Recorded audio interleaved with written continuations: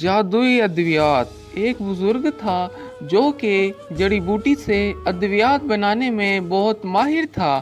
پورے گاؤں میں اس بزرگ کی طرح کوئی بھی ایسا کام نہیں کرتا تھا۔ وہ صرف اور صرف ایک ہی تھا پورے گاؤں میں جو کہ ادویات بناتا جڑی بوٹیوں سے، اور اس کی ادویات میں ایسا جادو تھا کہ لوگ اس کو کھاتے تو ایسے تندرست ہو جاتے کہ جیسے کبھی ان کو کچھ ہوا ہی نہ ہو۔ تو بزرگ کو ایک جڑی بوٹی کا پتہ لگا کہ جس کو کھانے سے انسان اپنی یادیں، اپنا گزارا ہوا وقت سب کچھ بھول جاتا ہے، یعنی بالکل اس کو کچھ یاد بھی نہیں رہتا ہے۔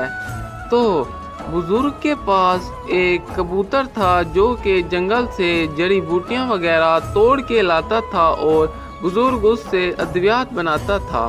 تو بزرگ کے دل میں ایک حسرت تھی کہ میں اس گاؤں کا حکیم نہیں بلکہ سردار بنوں۔ تو جیسے ہی اس کو اس جڑی بوٹی کے بارے میں پتہ چلا تو اس نے اپنی اس حسرت کو پورا کرنے کا فیصلہ کیا کہ وہ دوا بنا کر گاؤں میں سب کو دے دوں گا، تو کسی کو کچھ بھی یاد نہیں رہے گا اور میں ان کو کہوں گا کہ میں تمہارے گاؤں کا سردار ہوں۔ تو بڑی ہی محنت اور مشقت کے بعد وہ کبوتر وہ جڑی بوٹی جنگل سے لے آیا۔ سب دیکھ کر بہت خوش ہوئے اور واہ واہ کرنے لگ گئے۔ بزرگ نے اس کی دوا بنانا شروع کر دی۔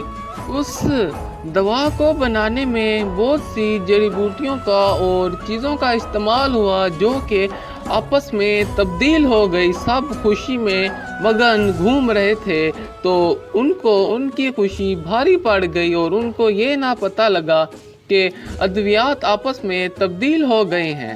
دن رات محنت کر کے بزرگ کے سر میں درد پڑ گیا، تو اس نے دوسری دوا کھائی کہ جس سے اس کو سر کے درد کا آرام آ جائے۔ تو اس دوا کو کھانے کے بعد بزرگ اپنا سارا زندگی کا گزارا ہوا وقت بھول گیا، کیونکہ وہی دوا تھی جس کو گاؤں میں سب لوگوں کو کھلا کر بزرگ سرداری حاصل کرنا چاہتا تھا۔ مگر قسمت کا کھیل الٹ پڑ گیا کہ بزرگ سرداری تو کرنا دور کی بات ہے، بزرگ اپنی زندگی اور اپنی حکمت عملی کو بھول گیا۔ بزرگ کے ساتھ رہنے والے لوگوں نے بزرگ کو بہت یاد دلانے کی کوشش کی، مگر بزرگ کو اپنی زندگی کا ایک لمحہ بھی یاد نہ آیا، تو سب لوگ مایوس ہو کر بیٹھ گئے۔